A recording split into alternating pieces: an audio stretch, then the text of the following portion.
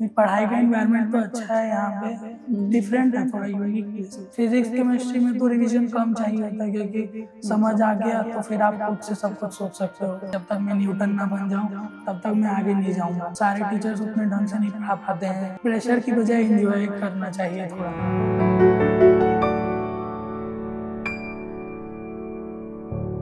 बिहार से कोटा सिर्फ शहर बदलने का सफर नहीं था, बल्कि सपनों को हकीकत में बदलने का सफर था। हेलो नमस्कार, मैं हूं आपके साथ ज्योति पुष्पेंद्र सिंह। फिर से हाजिर हो गई हूं एक और इंस्पायरिंग जर्नी, एक और इंस्पायरिंग स्टोरी के साथ। बिना देर किए वेलकम करती हूं आज के हमारे गेस्ट का, जो कि बिहार से बिलोंग करते हैं और टॉप 10 में अपनी जगह बनाई है, और नाम है आयुष भलोटिया। आयुष, बहुत बहुत स्वागत है आपका। Thank you ma'am. आयुष, कैसा लग रहा है? अपनी सक्सेस को प्रोसेस कर पा रहे हो? हाँ, काफ़ी अच्छा लग रहा है। मतलब एक्सपेक्ट नहीं किया था कि इतनी अच्छी रैंक आएगी। आई थिंक यही होती है बहुत अच्छे स्टूडेंट्स की खासियत, कि वो सिर्फ अपनी मेहनत कर रहे हैं और अपना बेस्ट दे रहे हैं। जो भी रैंक आएगी, जो भी रिजल्ट आएगा, उसकी आई थिंक पहले से प्रेशर लेना या स्ट्रेस लेना ठीक नहीं है। हाँ, उससे कुछ फ़ायदा वैसा तो नहीं होता है। इनफैक्ट अगर उसका उतना ध्यान पढ़ाई पर दे दे तो वो ज़्यादा बेनिफिट कर सकता है, रैदर कि ये सोचना कि मेरी रैंक कितनी आएगी, मेरे इतने अच्छे मार्क्स आ जाएंगे। अच्छा, बिहार में कहाँ से हो आप, और बिहार से कोटा आना कैसे तय हुआ? बिहार में मैं वारिसलीगंज से हूँ, और मतलब मेरे भैया पहले कोटा में पढ़े थे, तो उससे मुझे पहले से आइडिया था कि कोटा में अच्छी पढ़ाई होती है, तो इसलिए कोटा आया था और एलएन सेलेक्ट किया। कोटा भैया पहले आ चुके हैं, उन्हें कोटा के माहौल के बारे में पता है। इवन अगर मैं कहूँ कि पढ़ाई वाला माहौल जो है कोटा में, उसके बारे में पता है। भैया क्या करते हैं फिलहाल? अभी तो पीएचडी के लिए इंडिया से बाहर गए हैं पढ़ने के लिए। किस में, जेई और नीट, किस में? उन्होंने जेई क्लियर किया था। Okay. JEE advance. Mummy papa क्या करते हैं? घर में पापा मेरे कंस्ट्रक्शन मटेरियल का डिस्ट्रीब्यूशन करते हैं, मम्मी होम मेकर है, और मेरे चाचा चाची दादा भी रहते हैं। जॉइंट फैमिली है हमारा। तो कज़िन है मेरा, वो 10th में पढ़ता है, और एक छोटी बहन है कज़िन, वो 7th में पढ़ती है। क्या बात है, आप जॉइंट फैमिली में रहते हो? हाँ। तो अभी जैसे आपका रिजल्ट आ चुका है, घर में एक अलग ही माहौल होगा। सेलिब्रेशन को लेके प्लानिंग चल रही है, क्या करेंगे? हाँ, सब खुश है, मतलब मेरे से ज़्यादा ही खुश है बाकी सारे मेम्बर्स। ओके। ऐसा नहीं होता है कजन्स में कि जैसे आपकी चाची हो गई, वो कंपेयर कर रही हो, कहीं बोल रही हो कि नहीं। आयुष से कुछ सीखो, ऐसा हो रहा है? नहीं, वो तो मतलब, और उसको मेरे भाई को मेरे से ज़्यादा अच्छा लगा था मेरे रिजल्ट के आने। आपके कज़न ब्रदर को? हाँ। ओके, चलिए बहुत अच्छी बात है। क्या आप उन्हें गाइड कर रहे हैं फ्यूचर में क्या करना चाहिए अब उसको? हाँ, जैसे अभी तो वो 10th में है, तो अभी वो एसेट देगा, फिर जेई वो उसने सोचा है कि वो पीसीएम लेगा। ओके। एसेट एग्जाम के बारे में आपने बताया? हाँ। और कौन से एग्जाम के बारे में बताया? एसेट, टैलेंट टैक्स देगा वो अभी, और उसके एग्ज़ाम के बारे में भी थोड़ा बताया कि बोर्ड्स जो है वो बोर्ड्स है, फिर जेई मेंस, जेई एडवांस वगैरह। तो आप उन्हें बता रहे हो अभी। ओके। ये होता है ऑफ कोर्स, जब आप कुछ अच्छा कर जाते हो तो आपकी एडवाइस आपके छोटे भाई बहन लेना पसंद करते हैं। बिहार से कोटा आप आए, कोटा का माहौल आयुष को कैसा लगा? जैसे होता है ना कि दूर से अपन जो सुन के आते हैं, क्या वो यहाँ के एक्चुअल में लगा कि यार वाकई बहुत बच्चे हैं, हर गली में सिर्फ पढ़ाई की ही बातें हो रही है, फिजिक्स केमिस्ट्री के फॉर्मूलाज की बात हो रही है, बच्चे अगर चाय की टपरी पे बैठे हैं तो भी वही डिस्कशंस हो रहे हैं। एक बिल्कुल डिफरेंट एनवायरनमेंट है, जहाँ पे आप अगर स्टेशन पर भी उतरते हो तो ऑटो वाले से भी पूछो तो वो कुछ बता ही देगा पढ़ाई से रिलेटेड। ऐसा है क्या? नहीं, मतलब हाँ, पढ़ाई का एनवायरनमेंट तो अच्छा है यहाँ पे, डिफरेंट है, थोड़ा यूनिक प्लेस। यूनिक भी है?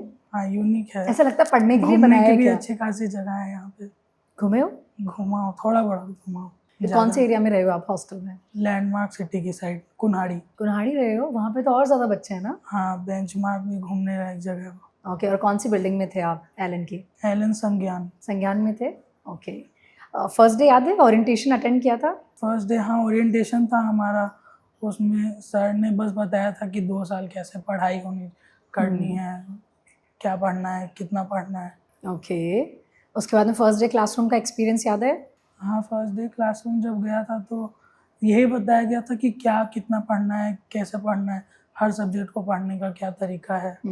फर्स्ट डे क्या होता है? इंट्रोडक्शन होता है, सबसे नाम पूछा जाता है? हाँ, क्या होता नाम है? वगैरह, सर अपना नाम बताते हैं और अपने बारे में सब्जेक्ट बताते हैं? बताते हैं, अपने बारे में बताते हैं, और बोलते हैं ज़्यादा पढ़ाई पर ध्यान देना, फालतू चीज़।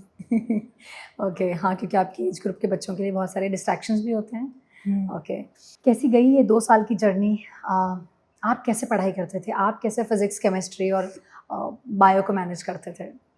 हमारा 2 to 8 क्लासरूम होता था, तो उसमें चार चार क्लासेस होती थी, तो 4 क्लासेस में 4 सब्जेक्ट्स का हमें पढ़ाया जाता था रोज। तो फिर वो आके फिजिक्स, केमिस्ट्री और बायो के अलावा कौन सा सब्जेक्ट था? मतलब फिजिक्स का 2 सेक्शन था, मतलब फिजिक्स 1 फिजिक्स 2। ओके। केमिस्ट्री में इनऑर्गेनिक, फिजिकल, ऑर्गेनिक, और बायो में बायो 1 बॉटनी और बायो टू जूलॉजी। तो Okay. ऐसे करके छः सब्जेक्ट्स थे डिवाइडेड, और उसको अल्टरनेट क्लासेस सबके फैकल्टीज करवाते अलग थे। होते हैं? हाँ, सबके फैकल्टीज अलग थे, तो वो पढ़ाते थे। फिर मैं घर आता था, या तो वो पढ़ता था, लेकिन अगर वो समझ आ गया है तो फिर उसके आगे का थोड़ा मोड़ा पढ़ता था और क्वेश्चन सॉल्व करता था जो होमवर्क मिला है। और उसके बाद जैसे मुझे फिज़िक्स ज़्यादा पसंद था, तो मैं फिज़िक्स ज़्यादा पढ़ता था। उससे कम केमिस्ट्री पसंद थी, तो केमिस्ट्री पढ़ता था। और Okay. बायो सबसे कम पसंद थी, तो बायो सबसे कम टाइम पढ़ता था क्यों क्लास बायो में। कम क्यों पसंद थी? बायो से तो बहुत अच्छा स्कोर कर पाते मतलब हैं। बायो क्लास में ही सब समझ आ जाता था, तो घर आके कुछ पढ़ना नहीं पड़ता। मतलब उसमें ज्यादा रिवाइज करने जैसा कुछ नहीं हाँ, है। कुछ रिवाइज करने जैसा नहीं था। पर याद करने में भी तो मेहनत लगती होगी ना, जैसे वो लोग क्लास कहते में हैं। याद हो जाता था। याद हो जाता था क्लास में ही? हाँ, ओके। तो आप नोट्स कब बनाते थे? क्लासरूम में ही, जब क्लास में टीचर पढ़ा साथ रहे हैं? साथ सर के साथ साथ। तो घर आके उनको दोबारा नहीं लिखते थे अरेंज वे में, या उसी से हो जाता नहीं, है? उसी से हो जाता था। जैसे नोट्स बनाया, फिर घर आया, तो अगर एग्ज़ाम के बाद कुछ गलती हुई, तो या तो गलतियाँ देख के पता चल जाता है कि हाँ ये क्यों गलत हुआ। अगर नहीं पता चलता था, तब मैं नोट्स यूज़ करता था देखने के लिए कि हाँ क्या गलत किया, क्यों, कैसे गलत हो गया। ओके। आपकी बुक्स मोस्टली कैसी दिखती थी? बहुत कलरफुल कर रखी है क्या? हर चीज को लेकर एक 11th डिफरेंट पेन है, 11th की एक कलर है। एनसीईआरटी 11th में किया था? खराब की है मैंने। हाँ, वो शायद इसलिए होता है कि एकदम से जब आप एक नई जर्नी में आते हो हाँ, तो बहुत क्रेज होता है ना, बहुत सारी चीजें ले ली आपने। ओके। 11th में सीरियस थे पढ़ाई को लेकर? हाँ, 11th में सीरियस था। ठीक है। 12th का एक्सपीरियंस कैसा था फिर? 12th क्या कुछ का स्ट्रेटजीज चेंज करी आपने 12th में एंटर होने के बाद? 12th में ऑलमोस्ट मेरा सारी स्ट्रेटजीज बदल गई थी। 11th में जैसा मैं पढ़ाई करता था, बिल्कुल वैसे 12th में नहीं करता था। जैसे 11th में क्या होता था, मैं जो पढ़ के आया बस वही दोबारा देख लेता था, तो उससे काफ़ी अच्छे मार्क्स आते थे। 11th में मेरे एवरेज मार्क्स ज़्यादा थे कंपेयर टू 12th।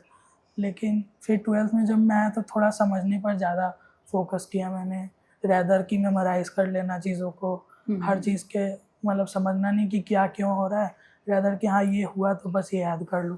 तो उससे मेरे शुरुआत में मार्क्स घटे थे, बट बाद में मेरे मार्क्स बहुत तेज़ी से इम्प्रूव होना शुरू हो गए थे। ओके। और ये आपको किसने गाइड किया कि आपको 11th के बजाय 12th में अपनी स्ट्रेटजी या पढ़ने का तरीका या समझने का तरीका चेंज करना मतलब चाहिए? वो 1 साल रहते रहते खुद समझ में आने लग जाता है कि हाँ ये चीज़ सही नहीं है, मतलब इससे मार्क्स आ जा रहे हैं, बट ये तरीका सही नहीं है, इससे कुछ सीखने नहीं मिल रहा है। ओके। अच्छा, हॉस्टल में एक होता है ना कि हम जब भी स्टूडेंट्स के रूम को कभी विजिट करते हैं तो स्टडी टेबल पे पूरा एलन मटेरियल ही दिख रहा है, बुक्स, नोट्स, सब कुछ भरा पड़ा है। आप कैसा सा रूम आपने कर रखा था अपना? मैं बेड पे पढ़ता था बैठ के, या फिर स्टडी टेबल में उतना यूज़ नहीं करता था, बस बुक्स रखने के काम आती थी मेरे स्टडी टेबल। अच्छा, आपको उस पर ज़्यादा कंफर्टेबल लगता है बेड हाँ, पे? हाँ, तो याद हो जाता है जल्दी सब कुछ जो ओके। पढ़ता हूँ। तो उसके बाद स्टडी टेबल तो सिर्फ बुक्स रखने के काम आता था, और मैं ज़्यादा एक वाइट बोर्ड था मेरे रूम में, तो वाइट बोर्ड पे मैं ज़्यादा पढ़ाई करता था रैदर कि स्टिकी नोट्स वगैरह यूज़ करने की बजाय। ओके, व्हाइट बोर्ड पे आज कुछ लिख लिया याद करने के लिए, क्योंकि वो दिन में घूमते घूमते आपको चीज़ें दिखती रहेंगी, ऐसा? हाँ, रिवाइज टेक्निक्स आपकी क्या है, अगर आप बाकी स्टूडेंट्स को अपनी ट्रिक्स बताना चाहो तो? रिवीजन जैसे फिजिक्स केमिस्ट्री में तो रिवीजन कम चाहिए होता है, क्योंकि समझ आ गया तो फिर आप खुद से सब कुछ सोच सकते हो। बायो में रिवीजन ज़्यादा करना पड़ता है, तो बायो में रिवीजन के लिए क्वेश्चन जितने प्रैक्टिस करेंगे उतना एक्सपीरियंस डेवलप होगा सब्जेक्ट के साथ, और उतना आपको कम याद करना पड़ेगा। अगर ज़्यादा क्वेश्चन सॉल्व करने पर नई नई चीज़ें भी पता चल सकती है, जो चीज़ हो सकता है आपने ध्यान ना दी हो क्लास में, या फिर मतलब मेरे साथ ऐसा होता था कि मुझे बहुत सारी चीज़ें क्वेश्चन बनाते टाइम पता चलती थी बायो में, क्या एनसीईआरटी में ऐसा भी कुछ बता रखा है, ऐसा भी कुछ बता रखा है। तो बायो में ऐसे रिवाइज करता था कि क्वेश्चन ज़्यादा से ज़्यादा बना के।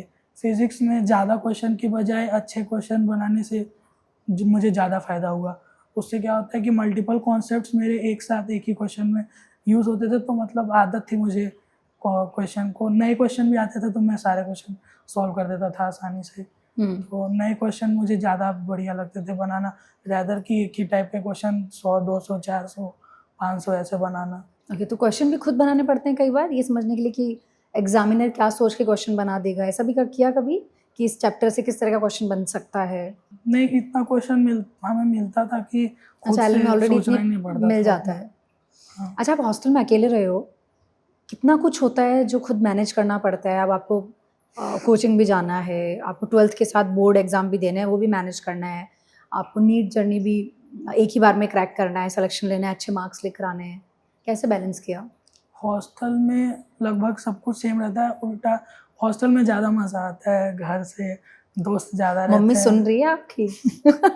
दोस्त ज़्यादा रहते आंटी हैं, बोलेगी कोटा ही रास आ गया क्या? फ्रीडम ज़्यादा रहता है हॉस्टल में कि ओके। बाहर निकल जाओ जब मन करे, और थोड़ा सा खुद से सारे काम करने पड़ते हैं, खाने के लिए क्या जाना काफ़ी सारी पड़ता चीज़ें अच्छी भी हम सीखते हैं हॉस्टल में? है।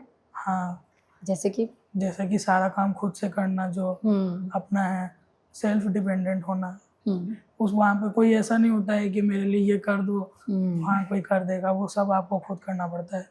और दोस्त रहते हैं तो दोस्तों के साथ ज़्यादा मज़ा आता है, मेस में जाके जब खाने के टाइम हुँ। पे टाइम पास होता है सबसे ज़्यादा। ओके, मतलब आपने हॉस्टल बहुत एन्जॉय किया है, मुझे आपकी बातों से लग रहा है ना? काफ़ी सारी मेमोरीज़ हैं कोटा की, हॉस्टल लाइफ़ की, क्लासरूम हाँ, की, है? बहुत सारे जेन्युइन फ्रेंड्स बने यहाँ पे? हाँ, कुछ हॉस्टल में बन गए होंगे, कुछ कोचिंग में बन गए होंगे। बहुत सारे बने थे मेरे तो। हमने देखा है बच्चे ना कोटा आते ही पीयर ग्रुप के लिए हैं। एम आई राइट ना? हाँ, कि एक अच्छा पीयर ग्रुप क्लासरूम में मिलेगा, अच्छा कॉम्पिटिशन मिलेगा, या जब मैं टेस्ट दूँगा तो मुझे पता चलेगा कि पूरे देश में मैं कहाँ स्टैंड करता हूँ। तो ऐसे में आपका पीयर ग्रुप कैसा था?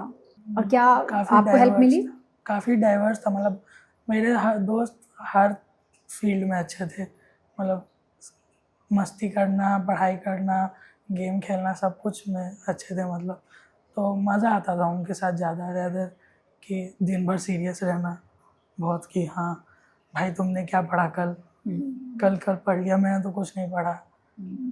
तो सब कुछ करना चाहिए आपको लगता है? जैसे हम कई बार देखते हैं कि अगर आप कंटिन्यू पढ़ते हो तो आप बोर हो जाते हो। हाँ, तो आपने बीच में बोला कि हॉस्टल में हो तो आप ज़्यादा फ्रीडम होती है, बाहर भी चले जाओ।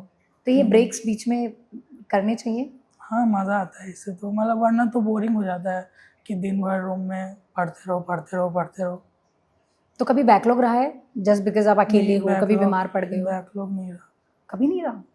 तो अगर बाकी स्टूडेंट्स को या बाकी नीट एस्पिरेंट्स को आप एडवाइस करो, बैकलॉग अवॉइड कैसे किया जा सकता है? किन रीज़न्स की वजह से होता है? एक तो बैकलॉग का मेन रीज़न होता है किसी चैप्टर के पीछे आप मतलब परफेक्शन को ढूंढो, कि जब तक मुझे ये चैप्टर 100% नहीं समझ आएगा तब तक मैं इस चैप्टर से आगे बढ़ूंगा ही नहीं।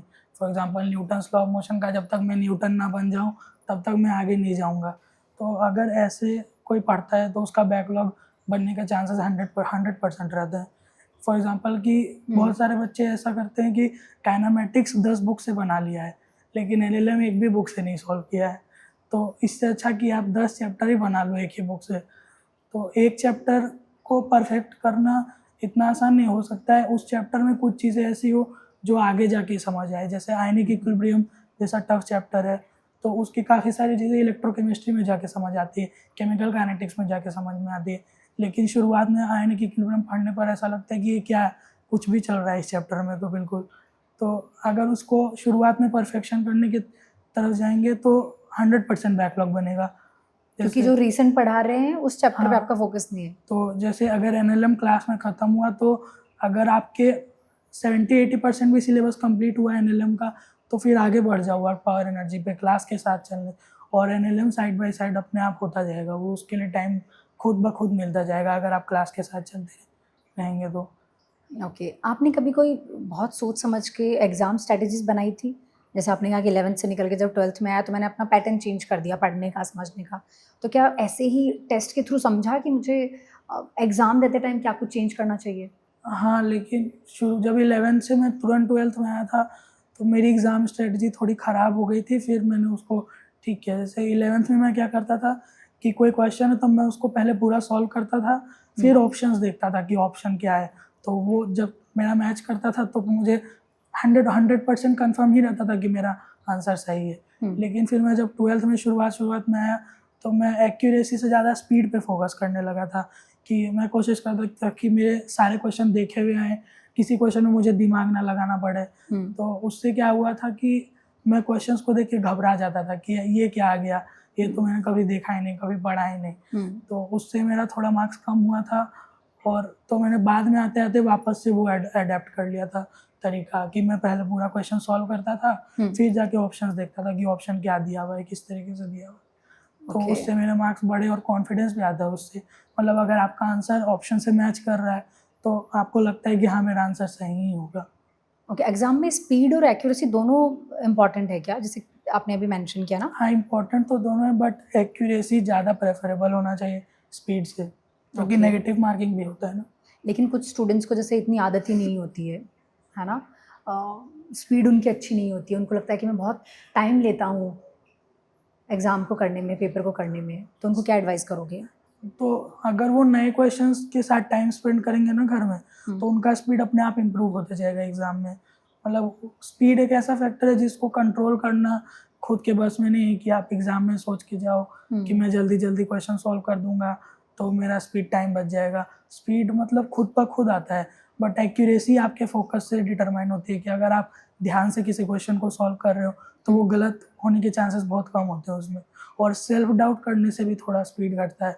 फॉर एग्जांपल किसी क्वेश्चन को देख के ऐसा लगा कि इसको देख के मुझे ऐसा लग रहा है कि इसका आंसर तो यही होना चाहिए, बट सॉल्व करके आंसर अलग आ रहा है, तो एक सेल्फ डाउट क्रिएट होता है कि आंसर सही करने के लिए क्या मार दूँ वो जो मुझे लग रहा है, भले वो आंसर है नहीं या है। तो उससे भी थोड़ा सा एग्जाम में टाइम खराब होता है।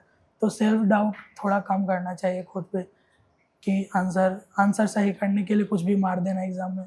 आपने अभी बीच में फोकस को लेकर बात कही, ऐसा पॉसिबल नहीं है कि हम हमेशा ही फोकस करके सेल्फ स्टडी कर पा रहे हैं। ऐसे में स्टूडेंट्स को क्या करना चाहिए? आपने क्या किया? आयुष का क्या टेक्निक है? मैं इंटरेस्ट के हिसाब से सब्जेक्ट को पढ़ता था, तो मेरा फोकस उतना, जैसे मुझे बायो कम पसंद थी तो मैं बायो कम ही पढ़ता था, तो मेरा फोकस कम खराब होता था। जैसे मैंने फिजिक्स मुझे पसंद है, तो अगर मैं फिजिक्स पढ़ रहा हूँ तो उसमें मेरा फोकस बना ही रहेगा क्योंकि वो मुझे पसंद है ज़्यादा पढ़ना। तो उस हिसाब से मेरा फोकस बहुत कम ही ऐसा हुआ है। और अगर फोकस डिस्टर्ब होता भी था तो मैं फिर फ़ोन चला लेता था थोड़ी देर। तो फ़ोन खराब नहीं है, मतलब मैं क्या समझूँ? मोबाइल फ़ोन यूज़ फ़ोन किया जा सकता है? एक्सेस में ख़राब है, जैसे इंस्टाग्राम ख़राब ऐप है, लेकिन यूट्यूब वगैरह थोड़ा देख सकते हैं, बट इंस्टाग्राम मैं प्रेफर तो करूँगा आपकी ना ही चलाएं। इंस्टाग्राम बिल्कुल यूज़ नहीं किया आपने? नीट के जर्नी में एटलीस्ट, हाँ नीट 1 के बाद मैंने डाउनलोड किया था इंस्टाग्राम। कि चलो अब तो एग्ज़ाम हो गया हाँ, करके। लेकिन फिर डिलीट नहीं किया, आदत लग गई वो यूज़ करने की। तो आप एडवाइस करोगे कि हाँ, नीट जर्नी में नहीं इंस्टाग्राम ना करना चाहिए? चलाएं। ओके। कोटा में रहे हो, हॉस्टल में रहे हो, एलन में पढ़ाई करी है, बहुत सारे अप्स एंड डाउन्स भी देखे होंगे, कभी मार्क्स कम आ रहे हैं टेस्ट में, है ना? ऐसे में क्या लगता है आयुष, क्या एक एवरेज स्टूडेंट भी अच्छा परफॉर्म कर सकता है कोई जब कोटा आता है तो? क्योंकि बहुत सारे स्टूडेंट्स कोटा आते हैं अपने इतने बड़े बड़े सपने लेकर, हर साल 22 लाख बच्चे नीट में बैठते हैं, हर किसी को अच्छी रैंक चाहिए, लेकिन आयुष की अगर रैंक आई है तो उनके पीछे क्या रीजंस हैं जो बाकी स्टूडेंट अडेप्ट कर सकते हैं? बहुत ज़्यादा तो ये मैटर करता है कि आपने 10th तक कैसी पढ़ाई की। अगर जैसे आदत बन जाती है 10th तक की, ऐसा होता है कि हम फॉर्मूला याद कर लेते हैं। और कुछ टीचर्स ऐसे भी होते हैं, मतलब टीचर्स की वजह से क्या होता है, टीचर्स तो ढंग से पढ़ाते हैं बट बच्चे क्या करते हैं कि हर स्पेसिफिक क्वेश्चन का एक मेथड होता है। जैसे फॉर एग्जांपल, तो बच्चे उस मेथड को ही याद कर लेते हैं कि अगर ऐसा क्वेश्चन आता है पेपर में तो मैं यही मेथड यूज़ करूँगा, ऐसा क्वेश्चन आएगा तो ये मेथड यूज़ करूँगा। इससे क्या होता है, पेपर में जाके वो बस मैच द फॉलोइंग खेलते रहते हैं हर क्वेश्चन के साथ कि हाँ ये क्वेश्चन है, इसके लिए मैंने ये मेथड याद किया था तो इसको इस मेथड से मैच कर दो और सॉल्व कर दो क्वेश्चन। और उसके कारण क्या होता है कि जब एग्ज़ाम में, ज़्यादातर अगर एग्ज़ाम डिफ़िकल्ट आता है तो उसमें हर क्वेश्चन ऐसा ही आएगा जो कभी देखा हुआ ना हो। तो उससे क्या होता है, वो मेथडोलॉजी फेल कर जाती है कि आप मेथड्स को मैच कर रहे हो एग्ज़ाम में, इस क्वेश्चन के लिए ये मेथड, इस क्वेश्चन के लिए ये मेथड। तो इससे ज़्यादा अच्छा है कि आप खुद से किसी क्वेश्चन को ज़्यादा टाइम दो, भले हो सकता है वो क्वेश्चन 1.5 घंटे में ना बने, 2 घंटे में ना बने शुरुआत में, लेकिन वो धीरे धीरे स्पीड अपने आप आ जाएगी, क्योंकि एक्यूरेसी जैसे जैसे बढ़ता है स्पीड खुद ब खुद बढ़ जाएगी। ओके, एकेडमिक्स को तो लेकर आपने बहुत डिटेल से जानकारी दी है, बहुत अच्छी अच्छी ट्रिक्स बताई है आयुष। लेकिन अगर अदर इंटरेस्ट की बात करूँ, स्पोर्ट्स में इंटरेस्ट है, क्या कुछ पसंद है आयुष को पढ़ने के अलावा? स्पोर्ट्स में तो शुरुआत में मुझे क्रिकेट पसंद था, बट 6 के बाद मुझे फुटबॉल ज़्यादा पसंद आया तो मैं फ़ुटबॉल फिर खेलने लगा था ज़्यादा। हाँ, तो स्कूल में फ़ुटबॉल वगैरह खेलता था, वैसे तो डिस्ट्रिक्ट नेशनल वगैरह में नहीं खेला कभी, और चेस खेलता था, फुटबॉल खेलता था, लगभग जो गेम खेलता था वो ठीक ही खेलता था। 2 साल तो आई थिंक बहुत सारी चीज़ों पे ब्रेक ही लग गया होगा। हाँ, जैसे स्पोर्ट्स में। मूवीज़ देखने का शौक है? नहीं, मूवीज़ मुझे उतना, कुछ ही मूवीज़ पसंद आती है। जो कोटा movies वाले स्टूडेंट तो बड़े मुझे लगता है घूमते फिरते रहते हैं, थोड़ा बहुत तो आई थिंक बीच में मूवीज़ के लिए भी प्लान करते हैं। गए हो आप कभी? नहीं, मुझे मूवीज़ उतनी पसंद नहीं, मतलब कुछ मूवीज़ पसंद है और जो मूवीज़ पसंद है वही मैं 3-4 बार 5 बार देख लेता हूँ। ऐसा क्यों भला? मतलब पता नहीं, कुछ ही मूवीज़ पसंद आती है, बाकी मूवीज़ में जैसे कि कोई 1-2 सेंस मूवीज़ के नाम नहीं। बताना पसंद करोगे? जैसे छिछोरे, हुँ, फिर तारे ज़मीन पर एक था, हुँ, और 3 इडियट्स, हुँ। और भी कुछ-कुछ मूवीज़ है, मतलब अभी याद नहीं आ रहा। ओके, वैसे जितनी भी मूवीज़ के नाम आपने बताए हैं सारी अच्छी मूवीज़ हैं। हुँ। कुछ-कुछ सीखने को मिलता है, ऐसी वाली मूवीज़ है। ओके, कोटा के बारे में ओवरऑल आपका क्या एक्सपीरियंस है? जैसे बहुत सारे बच्चे हैं जो आना चाहते हैं, लेकिन किसी न किसी वजह से रुके हुए हैं। उनको आप अपना 2 साल का कंबाइन करके अगर एक जेन्युइन रिव्यू बताओ कि कोटा क्यों आना चाहिए? कोटा में थोड़ा मतलब अच्छा स्टडी का एनवायरनमेंट ठीक है। यहाँ पे जो टीचर्स पढ़ाते हैं वो अलग तरीके से पढ़ाते हैं। मतलब मेथड्स क्रैम करवाने की जगह ढंग से चीज़ों को समझाना, ये बाकी जगह भी होता है बट बहुत कम जगह लेवल पे होता है। सारे टीचर्स उतने ढंग से नहीं पढ़ा पाते हैं, और इसलिए कोटा आना थोड़ा फ़ायदा करता है। बट कहीं और से भी पढ़ा जा सकता है, लेकिन कोटा आने से एक एक्स्ट्रा बेनिफिट मिल सकता है। ओके, और जैसे हम लोग कहते हैं कि हमारे फैकल्टीज़ बहुत अच्छा स्टडी मटेरियल बनाते हैं, मॉड्यूल प्रोवाइड करते हैं और थ्रू आउट ईयर भी बीच-बीच में बहुत सारी बुक्स बच्चों को दी जाती है। आयुष को क्या लगता है, इतना अच्छा स्कोर जो आपका आया है, उसमें एलन के स्टडी मटेरियल का कितना रोल है? एलन, हाँ, ढेर सारा स्टडी मटेरियल तो मिलता है, ढेर सारा। ओके, उतना कंप्लीट ही नहीं हो पाता है जितना नहीं हो ज़्यादा पाता है, मैंने मिलता है। बहुत सारे स्टूडेंट्स से सुना है। यस। हाँ, तो मेरा बहुत सारा स्टडी मटेरियल बच गया था लास्ट में तो। फिर जब नीट 1 के बाद थोड़ा टाइम मिला तो उसमें कंप्लीट किया था कुछ-कुछ स्टडी मटेरियल, तो उससे फ़ायदा मिला। फ़ायदा मिला? इस बार कितना इंटरेस्टिंग हो गया ना, बच्चे बात कर रहे हैं नीट 1, नीट 2, नीट 2, हाँ? ये साल याद रखा जाएगा क्या आयुष? हाँ, जब पहले पेपर दिया था नीट का मेन डे वाला और वो कैंसिल हो गया था, बुरा लगा था? नहीं, नहीं लगा? क्या मार्क्स आए थे? इससे कम आए थे, क्या आए थे? नंबर बता दो चलो। 695। तो मुझे लगता है आपने तो बहुत अच्छा इम्प्रूव किया है। हाँ, दूसरे वाले एग्ज़ाम को जब देने गए तो क्या अप्रोच थी? मतलब मुझे दूसरा वाला ज़्यादा आसान लगा कंपेयर टू फर्स्ट वाला। ओके, ये तो आई थिंक उल्टा ही हो गया है। आपको डिफ़िकल्ट वाला पेपर ज़्यादा आसान हाँ, ये लगा। वाला ज़्यादा आसान लगा था। मतलब उसमें ज़्यादा मेमोराइज़ेशन वाला पार्ट था। जैसे फिज़िक्स में भी था तो सिंपल क्वेश्चन थे। तो उससे तो ये टेस्ट नहीं हो रहा था कि आप 2 साल क्या पढ़े, पढ़ क्या, बस ये टेस्ट हो रहा था कि आपने 2 साल जो-जो चीज़ें बुक में लिखी है वो बस याद कर ली है या नहीं। बट जो दूसरा एग्ज़ाम था वो थोड़ा अच्छा था यानी री-नीट उसके वाला ना? कंपेयर में। हाँ, तो ओके। मिस करोगे कोटा को, एलन को? बहुत सारी मेमोरीज़ जुड़ी हुई है, जैसे हम बाकी स्टूडेंट से सुनते हैं कि अगर हम यहाँ से चले गए तो भी आएँगे अगर कोई इवेंट होगा तो। ये सब चीज़ें जैसे आपने कहा है कि हॉस्टल लाइफ़ आपने एन्जॉय करी है, ये सब याद आने वाला है? हाँ, हॉस्टल लाइफ़ तो सबको याद आता है। मतलब थोड़ा यूनिक होता है अगर पहली बार हॉस्टल आते हैं तो। पहली बार आए थे आप? हाँ, मैं पहली बार हॉस्टल आया था, तो मतलब बहुत यूनिक लगता है हॉस्टल में। और ये वाला जो हॉस्टल है वो स्कूल वाले हॉस्टल से तो अलग होता है। स्कूल वाला हॉस्टल होता है जिसमें कि आपके पास रिस्ट्रिक्टेड मूवमेंट्स होते हैं कि आप स्कूल से बाहर नहीं जा सकते। बट ये वाला जो हॉस्टल होता है इसमें आप बाहर निकल के आप अकेले घूम सकते हो। तो आपने थोड़ा बहुत एन्जॉय यूनिक किया। मोमेंट होता है। हाँ, okay. Thank you so much Ayush आने के लिए और अपनी जर्नी हमारे साथ शेयर करने के लिए। लास्ट में एक बेस्ट एडवाइस या अपनी जर्नी से कुछ टिप्स और ट्रिक्स दे सकते हो नीट एस्पिरेंट्स के लिए, जो आप ही की तरह अच्छी रैंक लाना चाहते हैं, सिलेक्शन लेना चाहते हैं नीट में? मैं बस यही बोलूँगा कि पढ़ाई को प्रेशर की बजाय एंजॉय करना चाहिए थोड़ा। अगर एंजॉय करेंगे तो जैसे स्पोर्ट्स आसान लगता है, गेम आसान लगता है, वैसे ही पढ़ाई भी काफ़ी आसान है अगर उसको एंजॉय करके पढ़ा जाए। अगर प्रेशर के फॉर्म में पढ़ाई को पढ़ा जाएगा तो वो मुश्किल ही लगेगी। चलिए, थैंक यू सो मच। उम्मीद करते हैं आपको भी पॉडकास्ट देखकर सुनकर बहुत मज़ा आया होगा। हमें कमेंट करके ज़रूर बताइएगा। अगर आप नीट की प्रिपरेशन कर रहे हैं तो आपने आयुष से क्या सीखा?